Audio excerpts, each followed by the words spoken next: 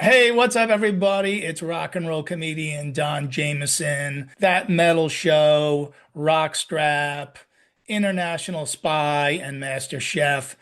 You are hanging out with the hooligans, those YouTube guys. This week on Hooligan Nation, the mighty Love Gun returns, and Black Diamond Dave, that's him, brings the KISS self-titled debut into the ring to get knocked out. Am I telling the truth? Is the self-titled debut better? Stay tuned, cause you got to get your grandma out of here. You wanted the best. Well, they retired. So you got two dudes in a garage. Talking KISS. Welcome to the Hooligan Nation, a KISS-Centric Podcast, the podcast where the riffs are loud, but our opinions are louder. I'm Anthony. I'm Black Diamond Dave. Yes, you are. At least you have been for the last hour. What's up, hooligans? Time to revisit our current series pitting one KISS album against another KISS album. Last time, my favorite KISS album, The Mighty Love Gun, took on Pamplemouse's Choice, Rock and Roll Over. Love Gun got another big W, and Father Rocco chose to gracefully bow out of future album death matches, so we went out and secured our little Black Diamond Dave from South Carolina, and he chose to bring the KISS debut album to the death match. But before that, we have news, music we're listening to, and of course, our weekly poll. But first, last episode recap, the future of KISS, Avatar's new music, what comes next for the hottest band in the world. Dave, you got anything you want to add? Well, I don't have anything to add either. So if you haven't watched that, check it out. It premiered last Friday and is actually doing pretty well. News. Did you bring any news? No, I did not. I was not as prepared as Rocco. Okay, that's all right. He's not either. We just don't tell anybody that. So I have a little news segment of an interview given to musicradar.com by none other than Tommy Thayer. The headline is, Tommy Thayer is not sure if there will be new KISS music. It really depends on where things go. This article came out December 15th, 2025. KISS guitarist Tommy Thayer has told Music Radar that he and his bandmates are keeping busy with a variety of projects. Despite having completed their farewell tour more than 2 years ago, there's a lot in the works for KISS, moving ahead. He said, "We're not touring anymore, of course, but there's still a ton happening behind the scenes." Oh, I'm sure there is. Referencing the fact that KISS took part in the KISS Army fan event, KISS Cruise landlocked in Vegas last month. Thayer said the Vegas event was fantastic, and it really exceeded our expectations. You could feel that everybody was having a great time. I agree. I know the fans absolutely loved it, and I can definitely see it happening again. As for the possibility of KISS making new music, Thayer said, "I'm honestly not sure yet. It really depends on where things go and how everything evolves over the next year or two. But I do feel like we all still have a lot of great ideas and the desire to keep creating and doing all the things we love doing." Last month, KISS guitarist vocalist Paul Stanley was asked by a TMZ photographer in Beverly Hills, California about the possibility of him and his bandmates releasing new music in the not-so-distant future. He responded, "It's possible. It's possible. Life's full of surprises." Asked what kind of vibe the new KISS music would be if he and the rest of KISS decided to write and record something, Paul said, "I think we'd probably go for something that's classic, but everything has to have a beat. You got to be able to dance to it, but it should still be rock." Look, in my opinion, they're putting out at least a single that comes out with the Avatars. Oh, yeah. Agree 100%. Well, there's no way we don't get new music for the Avatars. Right. It's just good business. Mm-hmm. You know, and number two, if Paul hints it like he did at KISS Cruise Landlocked, it's already in the works, in my opinion. But who cares about my opinion? He said he only writes when stuff's going on. One more thing in news, I want to remind all the hooligans we have our Ace Frehley champagne glass giveaway going on at hooligannation.com, which is right down there, hooligannation.com. Slide over to our website and find out how to get entered into the Ace Frehley champagne glass giveaway. It is running from now until January 12th at 11:59 p.m. So get a move on. Music we're listening to. You got any music? I'm still on the Godsmack kick. I used to that was one of the first concerts I ever saw. I've been enjoying listening to their stuff again, primarily Godsmack 4. I think that's a great album. If you haven't listened to it, go listen to it. I gotta give Godsmack a chance. You should. They're pretty good. I mean, for the time they came out, they were a pretty big band for a minute. It was the first concert I ever saw.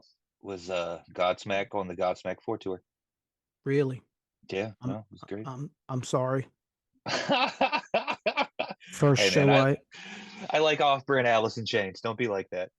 First show I ever saw was Kiss Animalize. Well, that's not even comparable. No, it's not, especially since you weren't even born yet. My music I'm listening to, oh my God. Hooligans, my fanboy is going to come out. So if you want to click off and ruin our retention rating, do it now. Nigel Dupree, the son of Jackal frontman Jesse James Dupree, has released a single called Break My Heart. It's a great southern rock song with great guitars. Everything this kid does, I think, is good. He can sing, plays a wicked guitar, and is a good drummer.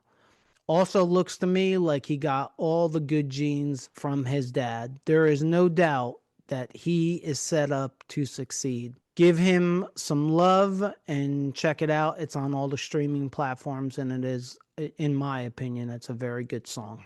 And now we have a Shout It Out Loud segment, which we don't do every episode, but I don't think there's ever been anyone more deserving of a Shout It Out Loud than Don from Totowa, New Jersey.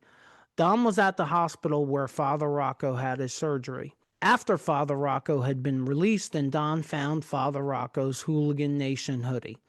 Well, Don went completely out of his way and took a picture of the hoodie, searched Facebook, joined our group, and posted that he had found the sweatshirt. Don had never heard of our podcast and had no idea who we were, but he is a huge KISS fan. Because of Don, Father Rocco will get his Hooligan Nation hoodie back, and Don ended up subscribing to our YouTube channel. As soon as Father Rocco recovers, we will be meeting Don for a drink to thank him. This is exactly what the nation is all about, and is the underlying reason why we started to do this in the first place. Hooligans, good people still exist out there. Thank you, Don from Totowa. You are a real hooligan. You rule, Don. Thank you, dude. Black Diamond Dave, do you know what time it is? All time. Poll time! It's poll time! And I got a new dance partner. We should go to ballroom dancing. Our weekly polls can be found on our community tab and on our Facebook group. If you're not a member of our Facebook group, you don't know what you are missing. Our Facebook group and YouTube channel are growing every day thanks to all of you. This week's question is, which hard rock heavy metal centric show did you prefer? The choices were That Metal Show starring our recent guest Don Jameson, along with Eddie Trunk and Jim Florentine, or Headbangers Ball from back when MTV actually played music videos. Black Diamond Dave, what say you? Headbangers Ball. I love Eddie Trunk. I love That Metal Show, but Headbangers Ball was when music still played on MTV. Wow. Okay. Well, can I ask you another question because you're like 20 years younger than me? Yes, I do remember it. I watched it too. No, that wasn't my question. What is that? Who was your favorite host of Headbangers Ball? Your choices are Adam something or another. I can't remember. Adam Curry or Ricky Rackman. Oh, it was Ricky all day. That's who everybody remembers. Yeah. I think it was. I think his name was Adam Curry. I don't even remember Adam. He was the first one. They put a leather jacket on him, and he looked like he was a fish out of water the entire time. Then they brought Ricky Rackman in, and it was like, oh, he belongs. Somebody that gets it. Yeah. Heck yeah. All right, so you pick Headbangers Ball. What do you think the Hooligans picked? I think they went that way too. Headbangers Ball. Absolutely. So you will be very shocked to find out that Headbangers Ball received 44% of the votes. That metal show received 56%. So this one is for you, Don Jameson. That metal show wins again. Thank you all to everybody who voted. We have a new poll up like we do every week. Please go out there and vote. It is your right and your responsibility as a hooligan. Battleborn is a collaborative effort among like-minded individuals and organizations intent on repairing and restoring people who have served our country. We do this by delivering a unique level of support and guidance to those servicemen and women who have emotional and psychological wounds. We provide support directly and indirectly in collaboration with others in our community who value those who have served this nation and its communities. For more information, go to wearebattleborn.com. And now we finally get to our main topic. The Mighty Love Gun versus the Little Kiss self-titled debut. The little. Black Diamond Dave, are you sure you're ready for this? I mean, we are throwing you in the deep end here. I am ready for the verbal annihilation. I have preached the book of Love Gun my entire life. Well, that's but the good. debut is something special as well. Oh, I agree with you. It's incredibly special, but I don't think it's going to take out the Mighty Love Gun. We'll see. All right. Let's see if we can get through this pretty quick, especially in the beginning. We start with record sales. There is no opinion or argument here. KISS's debut has sold between 500,000 and 1 million copies. Love Gun has sold over 4 million copies. 1 point, Love Gun. Next, producers. Which is the better producer? In the KISS debut, we have Kenny Kerner and Richie Wise. In the Mighty Love Gun, we have the Godfather, Eddie Kramer. Any argument? Love Gun. Another point, Love Gun. The personnel on both records is the same, so we won't even get into that. Album covers.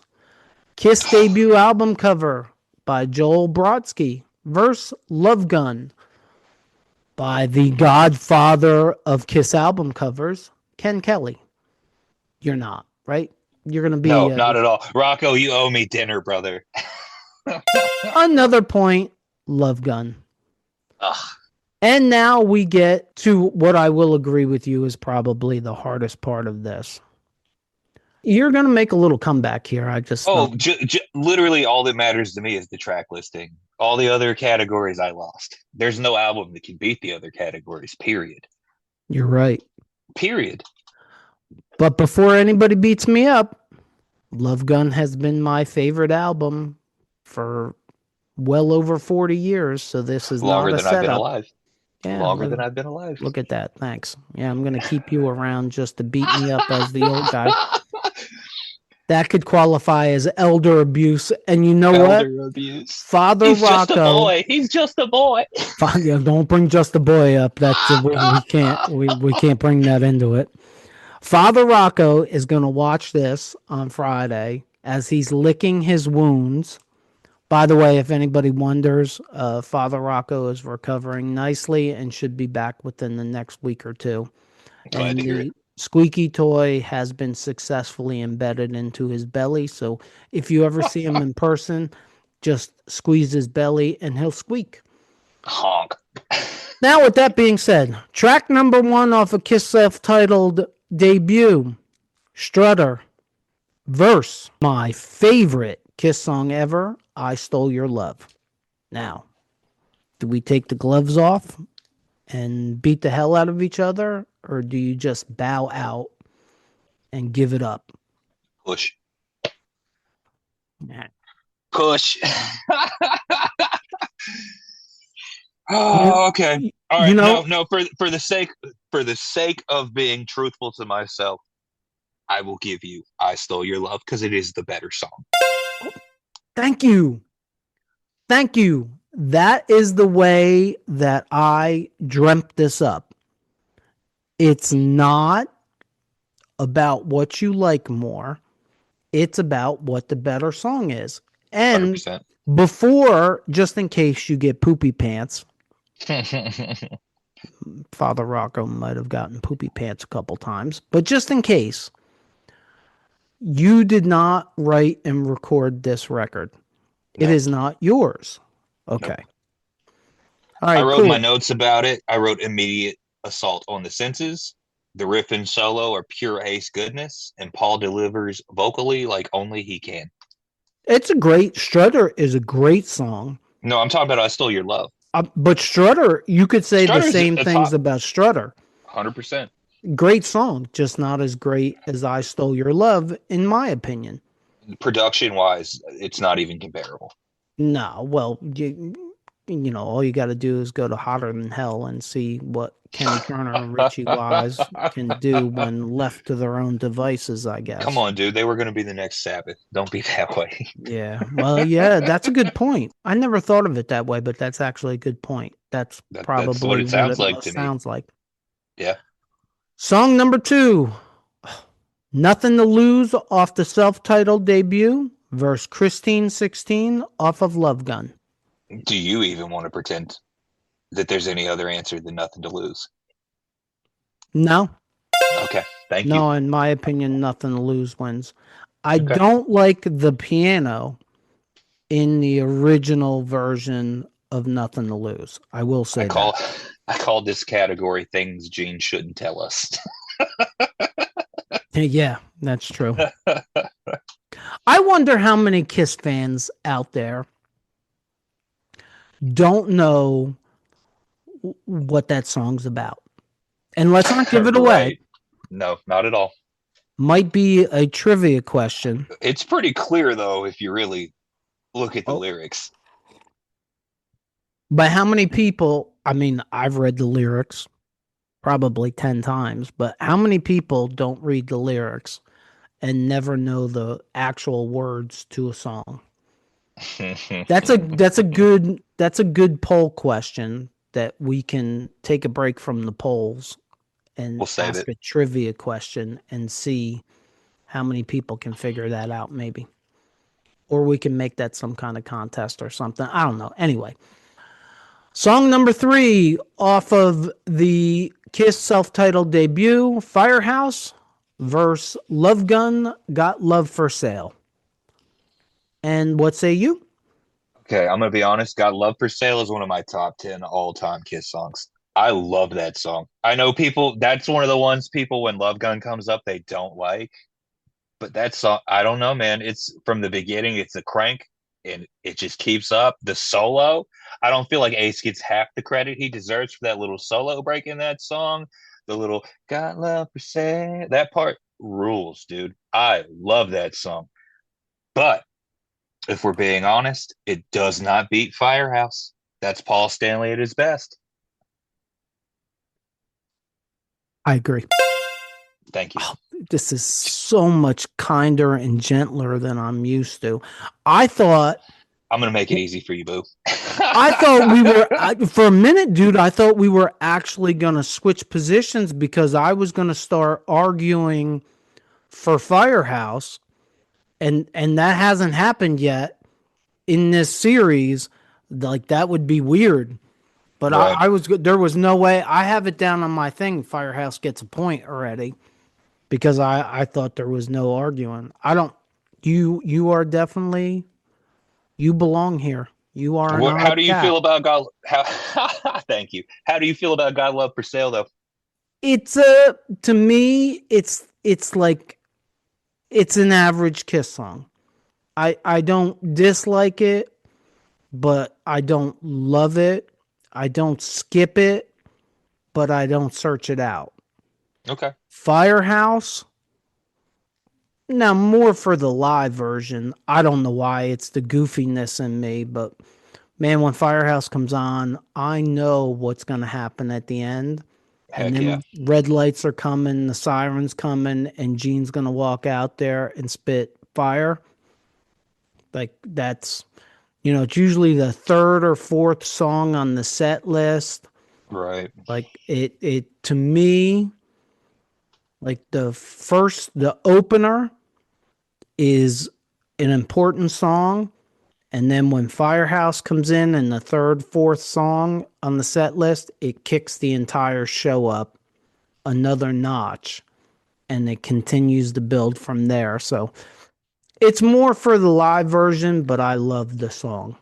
Even if it doesn't really make that much sense. The only thing I have written next to it is swagger in all caps. Okay, now this will be fun. No, this is going your way. The Space Ace Greats. Cold Gin off of the self-titled debut verse Ace Frehley's first lead vocal with Kiss shocked me. Cold Gin is one of those songs that everybody loves. The chorus is killer. The lyrics are cool. The guitar riff is legendary. The middle section is so cool. It's not even funny. But if we're being honest with ourselves, Shock Me is the quintessential Kiss Studio Ace song. Period. Yeah, and I think at least for me, what hurts Cold Gin is I'm just tired of it. From a live standpoint, absolutely. I've just heard it too much. Like, look, I think it's a great song. I love the song. I fully realize that Ace wrote the song, but yeah, I hit the skip button when it comes up on my playlist because I've just played it out. There's a couple Kiss songs in the catalog that I just can't. I don't know. I just can't hear it anymore. Like I've heard it live too many times. It's one of those songs that they always play, that always gets brought up. Rock and Roll All Night is another one of those songs that is in that category. I love Rock and Roll All Night, the live version. But yeah, I get tired of hearing it after a while. Of course. That's all they play.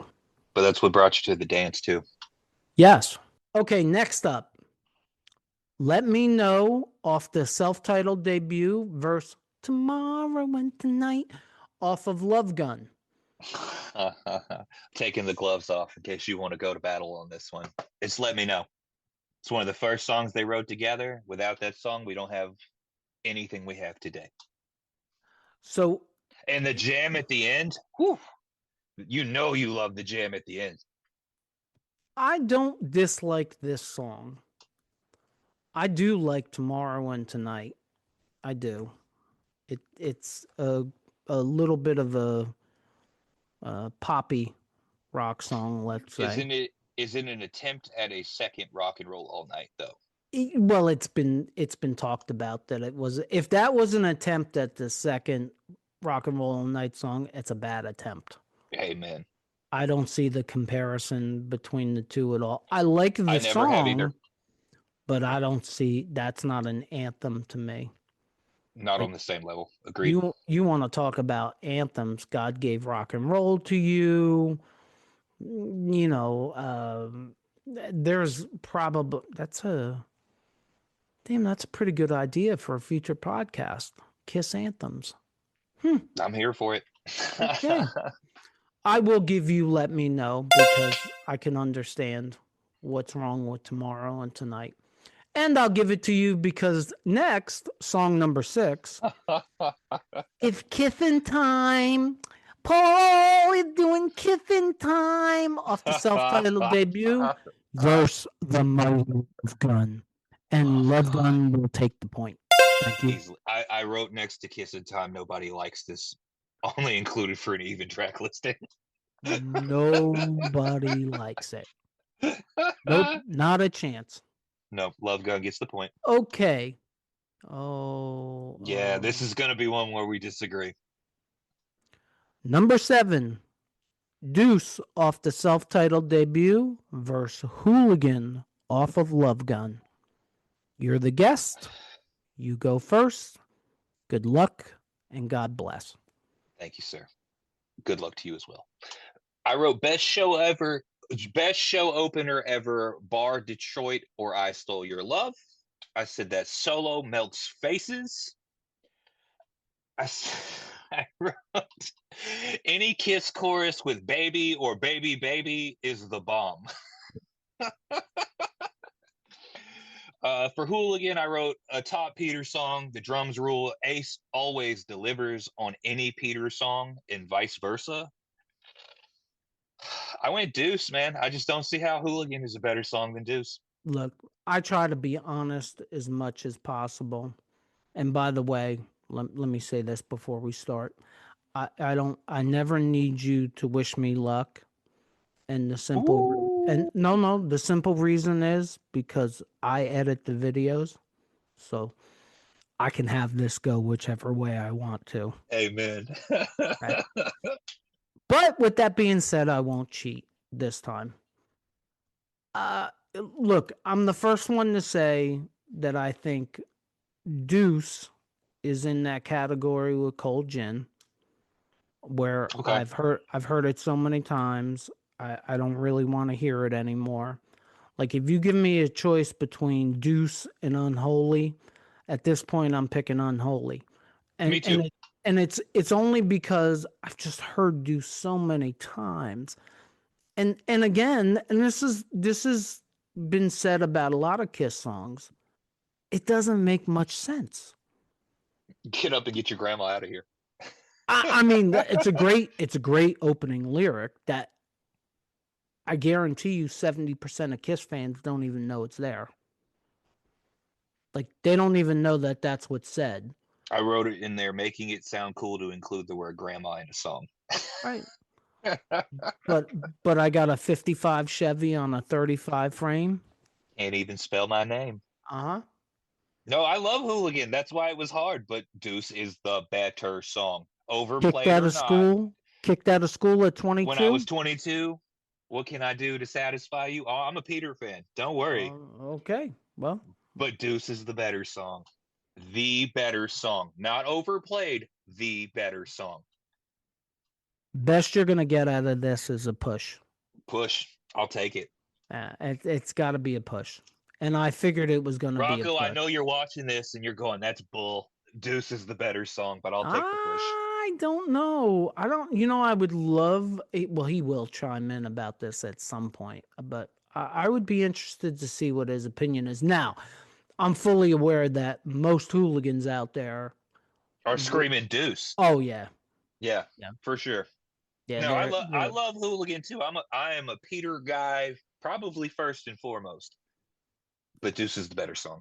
It's what I said. To me, it's the perfect mix between what Peter does the best and what he likes and what Kiss was supposed to be or wanted to be presenting.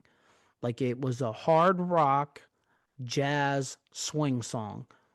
It's the perfect ingredients for both of those things. I don't know if a Peter Criss sung song, if there's a better one out there that mixes the two. I don't think so. There's better Peter Criss Kiss songs out there. But not the mix like you're saying. But not like that. But I can live with a push because I can too. Deuce is so much more popular than Hooligan is. I don't know that they ever even played Hooligan live, which is a damn shame. For sure. Yeah, I'm not sure that they ever played Hooligan live. I don't think they did. Song number 8. Why are you laughing? All right, let me finish it and I'll tell you what I wrote. The partner to Kissin' Time, love theme from Kiss, verse Father Rocco's favorite Kiss Enigma song, Almost Human. So go ahead. Good luck. All right, so love theme. I wrote cool instrumental, laid back groove, not important. No. Almost human, I wrote chunky. Cookie Monster Gene voice. Lyrics are goofy, but badass Kiss goodness. And that little back end, I'm almost human. That part is the bomb. Point, almost human. Father Rocco hates that. That's my favorite he part. Hates that. He hates that and the bongos. Oh, he hates the bongos. They brought in a percussion specialist for that track. What is he talking about? He hates it, dude. Like, you want to get him fired up on a podcast? You just bring up Almost Human and ask him what he thinks of it. Oh, he goes. No, goes batshit crazy off of You're wrong. That song rules. I almost got sent home early from a job for pretending to turn that, or refusing to turn that song down when I was in my early teens. I agree with him in that Almost Human is kind of an enigma song. It's different. Like, re-recorded without the bongos and not as chunky. Yeah, and I don't mind the Almost Human chorus, but he hates it. It's just the bongos bother me on it. But it's a roller coaster Kiss song. It's great. Give me the point then. No. Oh no. No. Because it still beats Love Theme from Kiss, which was Easily. Nothing more than a filler song.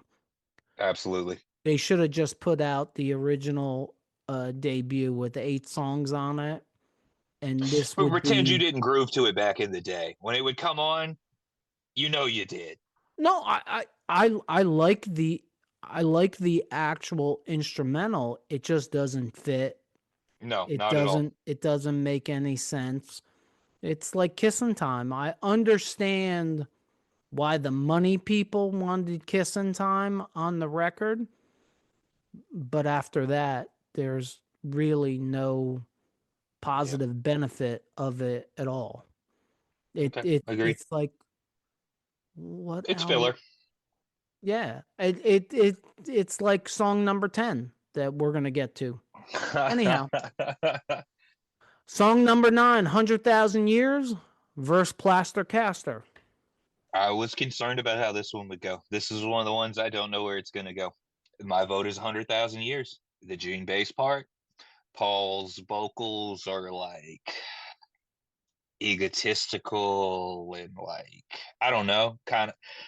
He's just in his groove, man. And Ace's guitar parts on that song are incredible.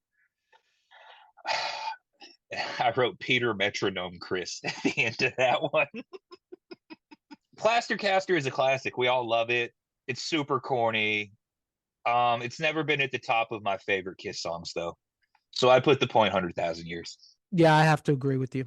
I think 100,000 Years is an epic, underrated Kiss classic song. The live version of it with the drum solo is... Anybody that wants to knock Peter Criss's drumming capabilities, I would send them to a live one version of that and tell them to listen to that and tell me how bad a drummer Peter Criss is. A live one, Peter Criss is the MVP. I don't care what anyone says. Mm-hmm. Period. Yep, absolutely. So that's a point for 100,000 Years. Nobody has gotten poopy pants. And we're not threatening to kill each other either. And that brings us to song number 10. I win. Period. You lose. Yeah, I mean, I have to agree. Black Diamond is probably a top 5 epic Kiss song all time. I will say this, and I have said this before, that ending doesn't make any sense to me. It does not belong on the studio. If you want to do that live as the drum riser is going up, I get it. It didn't belong in the studio version. Sounded terrible. The distortion on it, it was just too much. Actually, that's what I had in my back pocket if you were going to try to argue with me over Kenny Kerner and Richie Rise versus Eddie Kramer was, No. look, they butchered the studio version of Black Diamond. They ruined it. And you know what? It's funny because when I listened to it, I shut it off and hit the skip button at that point. That's how much that ending bothers me. Like, just shut it off. How do you feel about the Delaney 78 version? Double platinum. That's To double me, platinum. that is the version I heard first. To me, that is Black Diamond. You know what? Oh, man. Boy, I can't tell you the last time I listened to double platinum. They double Peter's vocals on that, and it's so much more raw feeling to me. I'll get back to you on that one when I listen Please to it. do. I gotta re-listen to it.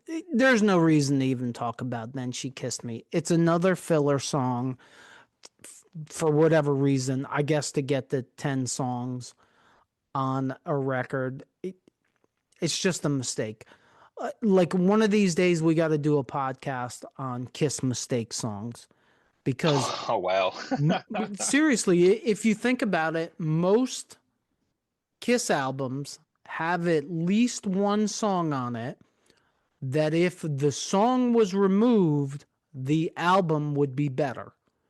And on Love Gun is probably Then She Kissed Me. On the debut is Kissin' Time. Yep. I mean, at least Love Theme from Kiss was, you had a story and actually kind of made sense. Kissin' Time was for a kissing contest. Right. How goofy. I gotta believe that Paul Stanley and Gene Simmons by 1978 or 79 would have looked at management and said, we're not doing that and we're not putting that on a record. Although they continued to put like Then She Kissed Me. So I don't know. And for that matter, Eddie Kramer allowed it to stay on. And to me, it knocks Love Gun down a notch. But the only thing that saves it is if you look at Kiss albums, there's usually one or two songs that, at least for me, that I go, why are you here? Like, Oh, yeah. It's either it doesn't fit the rest of the record, even if I like it, or it's just such an obvious throw-in garbage song that I'm like, again, sometimes less is more. And we're not even going to argue set list. You know what? I'm going to be fair to you. No, I don't want to change the format for the hooligans out there. It's not comparable though. But we're not even going to count this because it's unfair. So I took the set list from an April 1st, 1974 concert in Cleveland, Ohio. I think it's pretty clear that they were the warm-up act. And they open up to Deuce, Strutter, Cold Gin, She, Firehouse, Nothing to Lose, 100,000 Years, and they close to Black Diamond. Not a bad set list. That's a tight set list, dude. But what it is not Live too is the Love Gun set list, which is I Stole Your Love, Take Me, Ladies Room, Firehouse, Love Gun, Hooligan, Making Love, Christine 16, Shock Me, I Want You, Calling Dr. Love, Shout It Out Loud, God of Thunder, Rock and Roll All Night. Oh my God, we have an encore. Detroit Rock City, Beth, and then the show ends with Black Diamond. Not even comparable. Nope, it isn't. But we won't count it. And we also won't count the other thing that we usually do, which is Kiss debut stage show, which there really wasn't much for obvious reasons. They're a warm-up act. They got no money at all versus the epically probably the number one stage show that Kiss ever put out. The Love Gun / Alive 2 stage show. What'd you call them earlier? the most iconic stairs ever. With the lighted staircase. Oh my God. Oh my God. That is when I picture them in my brain. That is what I see. Dude, if I had a hot tub time machine, I would want it to take me back to 1978. And I just want to be there for the show. I don't know about you, and I don't know about the hooligans out there, but I usually cannot watch a concert on video.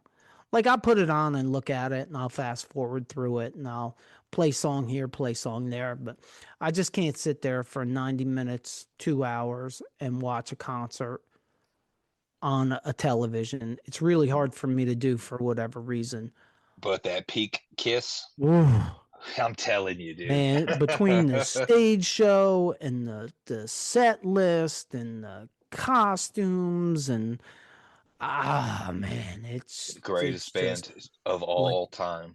Like if an alien came down and I was gonna show them Kiss, it would definitely be 1978, and it would have to be a live concert, and that would create a new Kiss fan. And I'm sure there's other aliens out there that are Kiss fans. Take me to your leader. I'm taking him straight to Gene and Paul. Okay, time to compile. Are you ready for the compiling? Absolutely. Okay. Record sales, 1 point for Love Gun. Producer, 1 point for Love Gun, 2-0. Personnel is the same. Album covers, Ken Kelly and Love Gun. It is 3-0. I Stole Your Love, 4-0. Oh, nothing to lose, 4-1. Firehouse, 4-2. Shock Me, 5-2. Let Me Know, 5-3.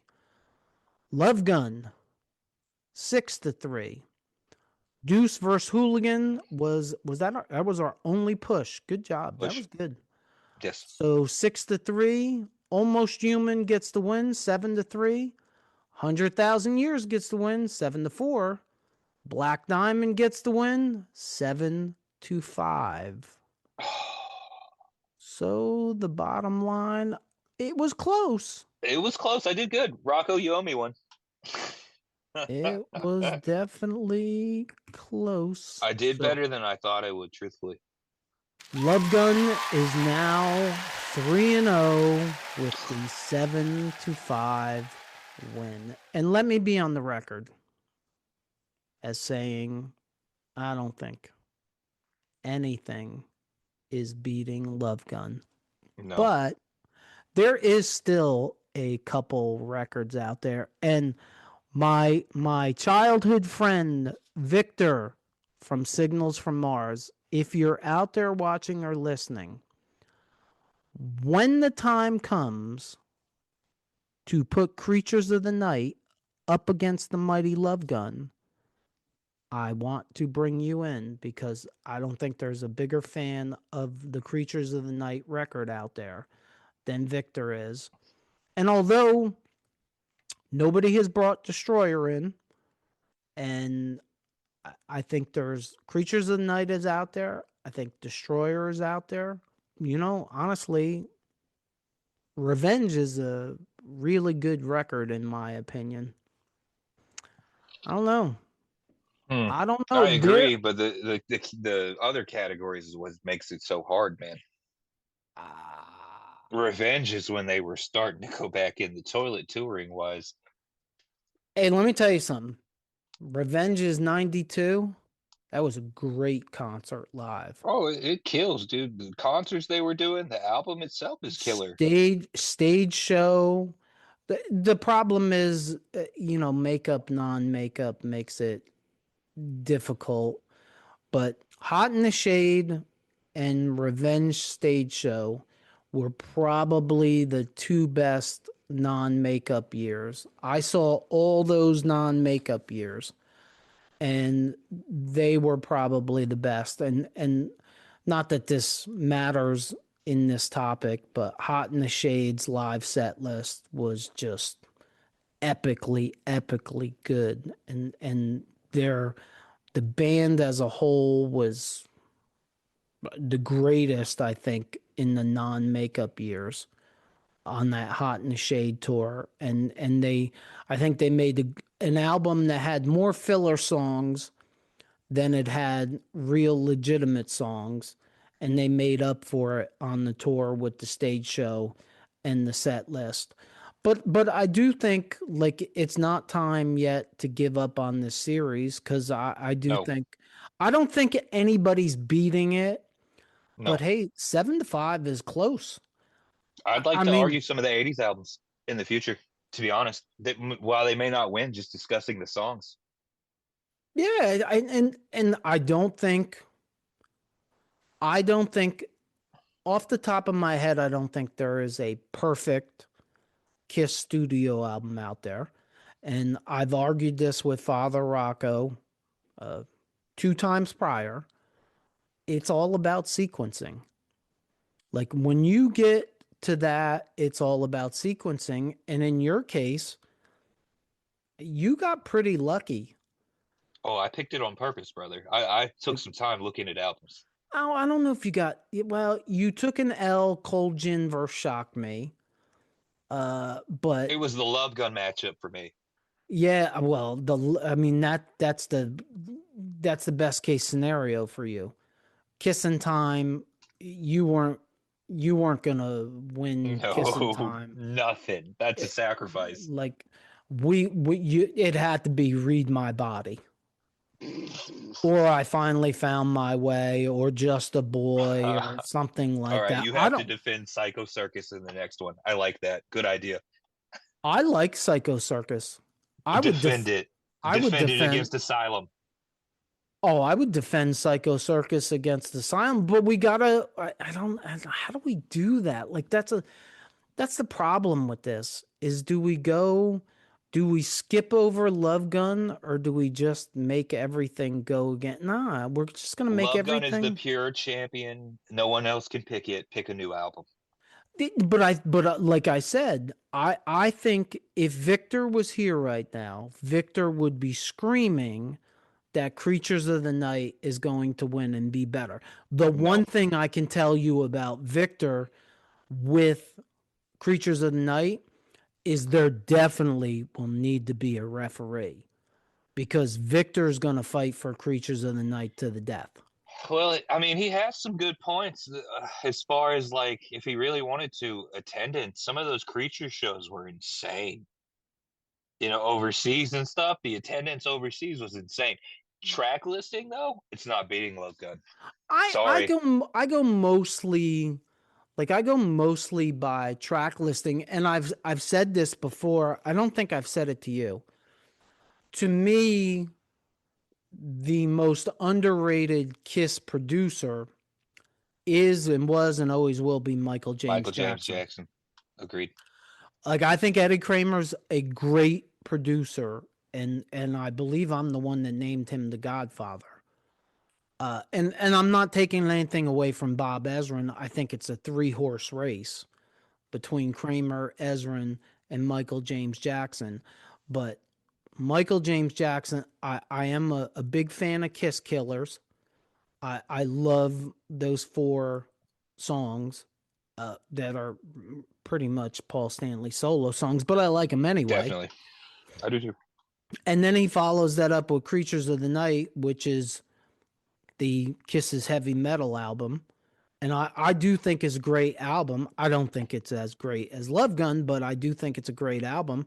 And then he follows that up with Lick It Up. And I don't know if you know this or not, but he was supposed to produce Animalize. And actually, really? Yes, and actually did, I believe he did production on drums on Animalize, but he was signed, sealed, and delivered for another project, and I don't know what it is, and could not produce it. Like, that's a lot, in my opinion, that's a lot of Kiss's problems through history, is the producer choices or the unforeseen circumstances. Like, to me, and I'm not saying that this just came out, but I just heard within the last 6 months that Bob Ezrin was supposed to produce Psycho Circus. What? I've never Yeah. heard that. Oh, what a way better album that would have been. Okay. So you start looking at these Kiss albums and look, Animalize has some great songs on it, in my Definitely. opinion. No, me too. It also has some bad songs on it. Probably got a top 5 lyric on it. Bend over, baby. Let me be the driver. I'm going to put my log in your fireplace. Oh, yeah. I want to put my log in your fireplace. Man, it takes a different individual to come up with that lyric. But I think it's 100 times better of a record if Michael James Jackson is producing it. And anybody who wants to argue that, I would instruct you to go back to Killers and Creatures of the Night and lick it up and tell me that he did not earn the right to be Kiss's producer full time. Animalize would have been a better record. Asylum would have been a better record. Crazy Nights would have been a better record. There is no doubt in my mind. And I even think he would have done something with Hot in the Shade to make it something more than mostly hot garbage. Sorry. I'll argue that one another day. Sorry, Hot. No, you can argue that to the day you die, dude. That I just think Hot in the Shade's got a couple good songs on it, but we did the album review on this and we both agreed at the end that they needed to cut like 11 songs out of it. And I think there was like 15 songs on the record. Like 11. You finally you give Eric Carr a lead vocal and it's garbage. Like Little Caesar. Like, I mean, you know, Eric Carr came around in 1980/81. Hot in the Shade came out 89. Right. You got this guy in the band for 8 years. He clearly can sing. You have him singing live. He sings backup vocals constantly. And when you let him sing lead, it's to that. Like, better than Boomerang. Nobody could pick a better song. Like, hey, Eric, why don't you sing this one? Like, well, maybe you didn't write it, but or I'm sure I'm positive that Eric Carr, there's one for you. Eric Carr wrote songs. There's a drummer that wrote songs.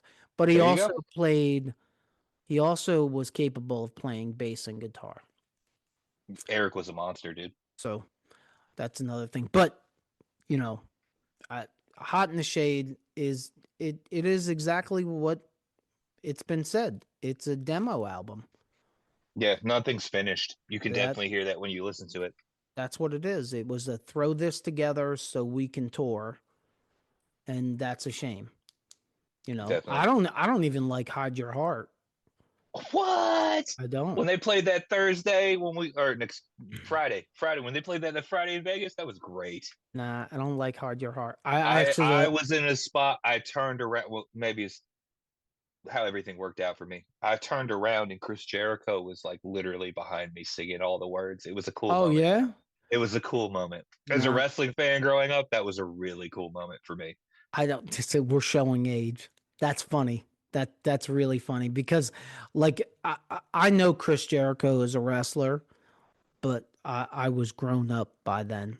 Right, definitely. Like, when I was a kid, he won the world title. Yeah, so definitely. If I turned around and Hulk Hogan was singing the words to Hide Your Heart, it would be a big deal to me. Right. Like, Chris Jericho, I look at He him was a more. nobody by the time you were a grown man. Yeah, I look at him and I think of Fozzy and Quarantine and his podcast. I don't even think of him as a wrestler. Let's wrap this puppy up. You got anything you'd like to add to Love Gun versus the self-titled debut? No, it went the way I thought it would, brother. Love Gun for life. The book of Love Gun. I will preach it to everyone. If you had a second choice of bringing another album versus Love Gun, what would you choose? I'd probably go Hotter Than Hell. Really? I think it's a great album. I think it's pretty much of all the Kiss albums, I think it's the closest to complete. Wow. Think even about with that. Even with the murky muddy Muddy sound. I think that's why early adopters in the Kiss fandom were into them, was that sound. That's interesting. Yeah, I've always thought Creatures, Destroyer. I gotta tell you, I never thought Hotter Than Hell. So maybe we'll have to make that happen. If you want to come back and lick your wounds another time. I'll take it. But hooligans, once again, the mighty Love Gun wins. 3-0. Love you, Father Rocco. Squeaky, squeaky, squeaky. You owe me, Rocco. If you're listening to us on any of the podcast platforms, please leave us a review. And if you just found us, check out our past episodes. If you're watching us on our YouTube channel and you like this episode, please consider hitting the like button. Just like that guy that's a little slow off the trigger, and leaving us a comment.